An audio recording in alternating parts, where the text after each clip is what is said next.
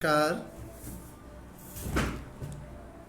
आज BA part तृतीय समाजशास्त्र का द्वितीय पेपर जो कि सामाजिक मानव शास्त्र है, उसका अध्याय विवाह के नियम, इस पर आज हम विचार विमर्श करेंगे। वैसे विवाह के नियम सभी समाजों के अंदर पाए जाते हैं। विशेषकर सामाजिक मानव शास्त्र की यदि हम बात करें तो यहाँ आदिम समाजों के अंदर विवाह के कुछ नियम होते हैं। वैसे ये नियम सभी समाजों के लिए होते हैं, फिर भी हम कुछ महत्वपूर्ण नियम की यहाँ बात करेंगे। पहला जो नियम आता है वो निकटाभिगमन निषेध। निकटाभिगमन निषेध, जिसमें माता पिता तथा संतान तथा भाई बहन में यौन संबंध में निषेध होते हैं, यह सभी जगह नियम होता है। यदि इन प्राथमिक संबंधियों में यौन संबंध स्थापित करने की अनुमति होती तो परिवार, विवाह एवं नातेदारी से संबंधित अनेक व्यवस्थाएं अनावश्यक हो जाती। प्राचीन काल में मिस्र में, फारस में, हवाई द्वीप में तथा कांगो की कुछ जातियों में यह प्रथा अवश्य प्रचलित थी, किंतु यह राज परिवारों तक ही सीमित थी। यानी कि राजाओं में जो है ब्लड की स्वच्छता को ध्यान में रखते हुए वो दूसरों से विवाह नहीं, केवल अपने ही परिवार, अपने ही वंश समूह से वो विवाह करते थे, रक्त की शुद्धता बनी रहने के कारण। यद्यपि ये देखा जाए तो कुछ समाजों को छोड़ते हुए बाकी सभी जगह ऐसे प्रकार के विवाह को हीनता की दृष्टि से देखा जाता है। इडिपस नामक राजा ने अनजाने में अपनी मां के साथ यौन व्यवहार की क्रिया की तो वह इतना उद्विग्न हो गया कि उसने अपनी आंखें फोड़ ली। एलिजाबेथ के समय में नाटककार दुष्ट पात्रों पर निकटाभिगमन का आरोप लगाते थे। कुछ विद्वानों में, जिसमें मर्डॉक ने सोशल स्ट्रक्चर पुस्तक लिखी, उसने यह परिभाषित किया कि विषम लिंगीय यौन क्रिया के सहभागी एक दूसरे के वास्तविक, काल्पनिक या कृत्रिम नातेदारी के संबंधों से इस प्रकार से बंधे हुए हैं कि उनके यौन संबंध पात्रों पर, यानी यौन संबंध जो है वो सांस्कृतिक रूप से मना है, तो यह निकटाभिगमन की श्रेणी में आता है। रेडक्लिफ ब्राउन, जिन्होंने पुस्तक लिखी थी African system of kinship and marriage, यानी अफ्रीकन समाज की जो व्यवस्था है उसके अंदर विवाह और नातेदारी के बारे में उन्होंने लिखा है कि सही शब्दों में कहें तो निकटाभिगमन यौन संबंधी पाप या अपराध होता है जो परिवार के निकट संबंधियों जैसे पिता पुत्री, माँ पुत्र, भाई बहन के बीच यौन संबंधों के कारण पनपता है। अगर वास्तव में देखा जाए तो निकटाभिगमन एक पाप या अपराध के रूप में माना गया है। इसको अगम्य गमन भी कहते हैं। रेडक्लिफ ब्राउन, जिन्होंने structure and function in primitive society पुस्तक लिखी और कहा कि पिता पुत्री, माँ पुत्र एवं भाई बहन के बीच यौन व्यवहार को ही निकटाभिगमन के रूप में समझा जा सकता है। मर्डॉक इस दायरे का विस्तार परिवार से भी अधिक मानते हैं। संक्षेप में अगर हम देखें तो उन संबंधियों में यौन व्यवहार है जिसमें उस समाज व संस्कृति के द्वारा लैंगिक संबंध निषिद्ध है, यानी मनाही है। अब यहाँ प्रश्न उठता है कि निकटाभिगमन को निषिद्ध क्यों माना गया है, तो ऐसा करने वालों के लिए दंड का प्रावधान क्यों है। तो इस प्रश्न का अनेक मानव शास्त्रियों ने जवाब दिया, कहा कि अगम्य, एक दार्शनिक मत है इस संबंध में, कहा कि अगम्य गमन या निकटाभिगमन एक पाप है और उसके अपराधियों को दंड देने के लिए किसी मानवीय संस्था की आवश्यकता नहीं है, वरन उसे तो ईश्वर ही उसे दंड देगा। अतः ऐसे पाप से डरकर ही मनुष्य इस प्रकार के समागम से बचता है। टेलेंसी जनजाति में भाई बहन के बीच यौन संबंध की बात सोची तक नहीं जाती। उनकी मान्यता है कि किसी पुरुष का अपने कुलांश की स्त्री के साथ यौन संबंध अक्षम्य पाप है और इसके लिए व्यक्ति को देवी प्रकोप का भागी होना होता है। लेकिन दूसरी तरफ प्रश्न यह आता है कि अगर निकटाभिगमन की स्वीकृति होती है तो क्या रिजल्ट होगा। तो इसके संबंध में हम यही कहेंगे कि अगर निकटाभिगमन, जिसका मतलब माता पुत्र, पिता पुत्री और भाई बहन, इनके बीच में अगर यौन संबंध होते तो परिवार और नातेदारी जैसी व्यवस्थाएं ही समाप्त हो चुकी, भ्रम पैदा कर देती। तो उसमें भ्रम पैदा हो जाएगा, जैसे वह पुत्री पिता के प्रति पत्नी की भूमिका निभाए या पुत्र माँ के प्रति पति की भूमिका निभाए, तो ऐसी स्थिति में कई भ्रम पैदा हो जाएगा कि उसके असली माँ बाप कौन है, उस बच्चे के और बच्ची के। रॉबिन फॉक्स, जिन्होंने किनशिप एंड मैरिज पुस्तक लिखी, और इन्होंने इन दलीलों को स्वीकार जो है नहीं करते हैं। वे कहते हैं कि अगम्य गमन या निकटाभिगमन का एकमात्र कारण संबंधों या सत्ता या भूमिका में भ्रम मात्र ही नहीं है। जैसे आपने कहा कि अफ्रीका की कई जनजातियों में एक स्त्री अपने पति का उपभोग अपनी बहन की पुत्रियों के साथ करती है, जो उसकी पुत्रियों के समान ही हैं। इसी तरह ऐसे भी उदाहरण हैं जहां एक पिता अपनी पत्नी या पत्नियों का उपभोग अपने पुत्रों के साथ सम्मिलित रूप में करता है। वेस्टरमार्क का मानना है कि लोगों का पोषण अर्थात भाई बहन एक साथ होता है तो वे एक दूसरे से इतने परिचित हो जाते हैं कि वयस्क होने पर उनके बीच यौन आकर्षण होता ही नहीं है। अति परिचय से तिरस्कार का बीजारोपण होता है। लेवी स्ट्रॉस ने सामाजिक संरचना का आधार माना है। फ्राइड का मत है कि निकटाभिगमन का कार्य कष्टप्रद, खूनी और आघातपूर्ण रहा है।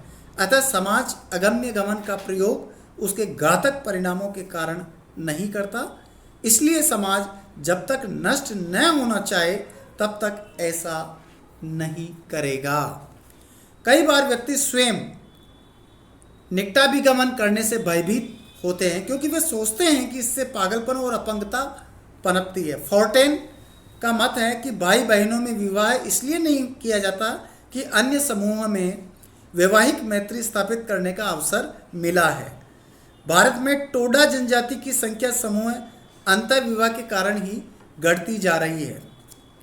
मेलिनोवस्की भी अगम्य गमन और बहिर्विवाह को एक दूसरे के पूरक मानते हैं।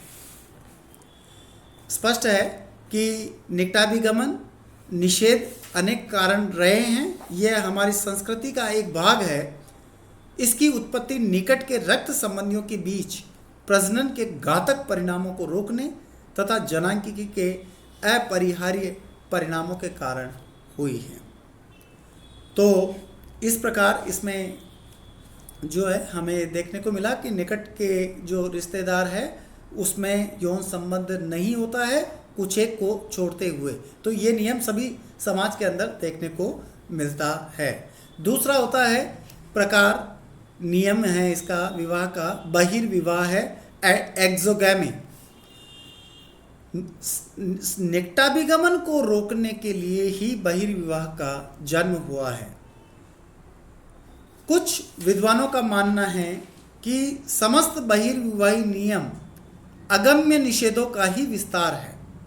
बहिर्विवाह से तात्पर्य एक व्यक्ति जिस समूह का सदस्य है उससे वह बाहर विवाह करे, यानी चाहे वह वंश से हो, चाहे गोत्र से हो, चाहे कुल से हो, उस समूह से बाहर विवाह करे, परिवार से बाहर विवाह करे और मोइटी से बाहर विवाह करे, तो ये बहिर्विवाह कहलाता है। रिवर्स, WHR रिवर्स, जिन्होंने सोशल ऑर्गेनाइजेशन पुस्तक लिखी थी, उनकी डेफिनेशन यदि देखें, उन्होंने कहा कि बहिर्विवाह से उस विनिमय का बोध होता है जिसमें एक सामाजिक समूह के सदस्य के लिए यह अनिवार्य होता है कि वह दूसरे सामाजिक समूह से अपना जीवन साथी ढूंढे।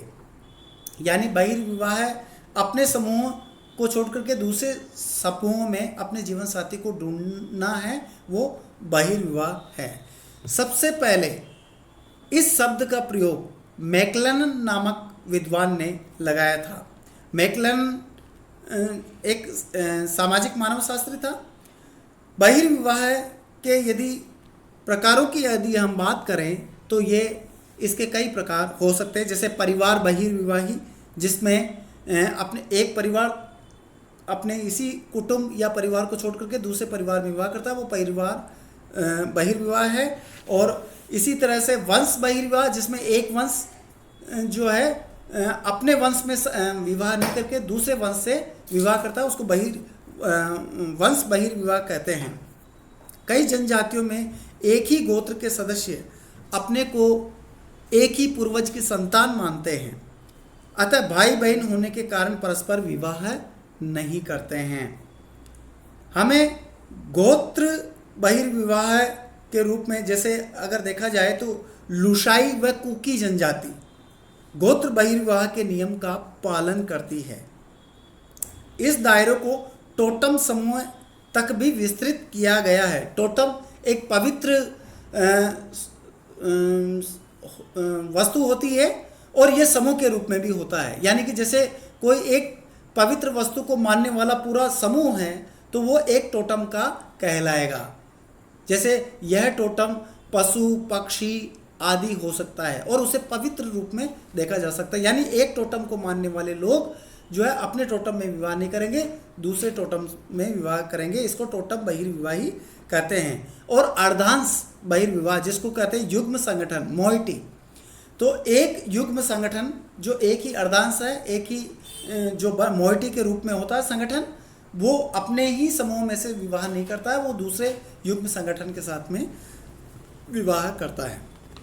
जैसे पंजाब के कुछ गांव भी ऐसे हैं जहां एक गांव के लोग उसी गांव में शादी नहीं करते हैं, विवाह नहीं करते हैं, वो दूसरे गांव में शादी विवाह करते हैं। इसको गांव बहिर्विवाही के नाम से जाना जाता है। भारत में छोटा नागपुर की मुंडा और अन्य जनजातियां गांव बहिर्विवाह के नियम का पालन करती है। कहीं कहीं पर एक क्षेत्र में रहने वाले भी परस्पर विवाह नहीं करते।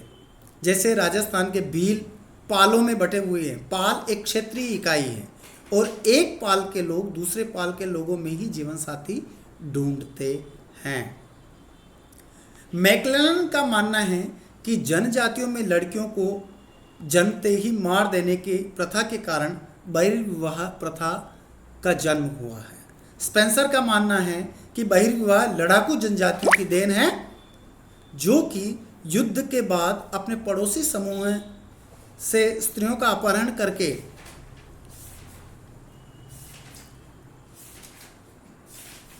उससे विवाह करते हैं। इसको जो है हम कह सकते हैं, ये एक कहावत अफ्रीका के न्यूर लोगों में ये कहावत प्रचलित है कि हम उन्हीं से विवाह करते हैं जिनसे हम युद्ध करते हैं। आज भी कई जनजातियों में औपचारिक अपहरण की प्रथा देखने को मिलती है। वधू हरण की प्रथा ने ही मैकलन को नातेदारी के अध्ययन की ओर आकर्षित किया था।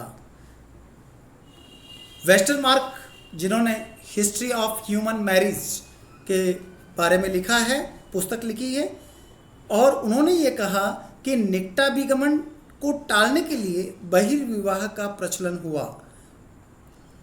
प्रसिद्ध विद्वान लोभी एम हाबहाउस, जिन्होंने हाबहाउस ने सोशल डेवलपमेंट पुस्तक लिखी, उनका कहना है कि निकट के रिश्तेदार से यौन संबंध स्थापित न हो जाए, इससे बचने की मूल प्रकृति के कारण ही बहिर्विवाह का प्रचलन हुआ। हर्बर्ट रीजले, उन्होंने पीपल ऑफ इंडिया पुस्तक लिखी थी। उनका मानना है कि मनुष्य नवीनता चाहता है, अतः वह अपने समूह से बाहर की स्त्रियों से ही विवाह करता है जो बहिर्विवाह को जन्म देती है। तो इस प्रकार हम ये कह सकते हैं कि जो बहिर्विवाह है वो अपने समूह, अपने वंश, अपने परिवार, अपने गोत्र, अपनी मोइटी से बाहर विवाह करते हैं। टाइलर ने लिखा है कि विश्व के इतिहास में बारंबार सभ्य जनजातियों के मस्तिष्क में अपने समूह के बाहर विवाह करने और मारे जाने के मध्य सरल व्यावहारिक विकल्प स्पष्ट था। तो इस प्रकार बहिर्विवाह की उत्पत्ति को निकटाभिगमन, नवीनता की चाह है,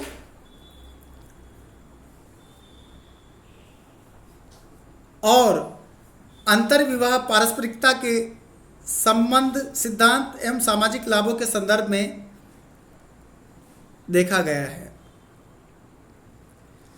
अब आता है अंतर्विवाह है। यह बहिर्विवाह के विपरीत प्रकार का नियम है जिसके आधार पर एक व्यक्ति को अपने ही समूह में विवाह करना होता है। अंतर्विवाही समूह के रूप में कोई भी वंश, गोत्र, युग्म, संगठन, उपजाति, जनजाति या कोई भौगोलिक क्षेत्र में निवास करने वाले लोग हो सकते हैं। रिवर्स ने कहा है कि अंतर्विवाह से अभिप्राय है उस विनिमय का जिससे अपने समूह में से विवाही साथी चुनना अनिवार्य होता है। टोडा लोगों में दो युग्म संगठन हैं, एक टार थारोल एवं दूसरा टिबा लियल। ये दोनों अपने अपने युग्म संगठन में विवाह करते हैं। राजस्थान में भील और मीणा का भी उदाहरण देखा जा सकता है कि भील जो है दो प्रकार के हैं, उजले भील और मेले भील। तो उजले भील और मेले भील दोनों अंतर्विवाही समूह हैं। ये दोनों ही अपने ही समूह जो है में विवाह करते हैं। मीणा जो जनजाति है राजस्थान की, उसमें भी जमींदार और चौकीदार ये दो समूह हैं, और जमींदार केवल अपने ही समूह अंतर्विवाही समूह के रूप में हैं दोनों। इसके अब यहाँ प्रश्न आता है कि अंतर्विवाह का प्रचलन क्यों हुआ। इसके कई कारण हैं। जनजातियों में अपरिचित लोगों के प्रति भय की भावना विद्यमान होना, वे सोचते हैं कि कई दूसरा समूह जादू आदि क्रियाओं द्वारा उन्हें नष्ट न कर दे, अतः वे परिचित लोगों के समूह में ही विवाह करना पसंद करते हैं। इसके अतिरिक्त प्रत्येक समूह की अपनी भाषा, संस्कृति, सामाजिक प्रथाएं, रीति रिवाज आदि पाए जाते हैं जो दूसरे समूह से भिन्न होते हैं। अतः इन विभेदों के कारण उनमें मेल मिलाप के अभाव एवं सामाजिक संबंधों के नहीं पनपने के कारण भी अंतर्विवाह अस्तित्व में आया है। भौगोलिक पृथकता तथा यातायात के साधनों के अभाव में भी उन लोगों के बीच परस्पर दूरी बनाए रखी है।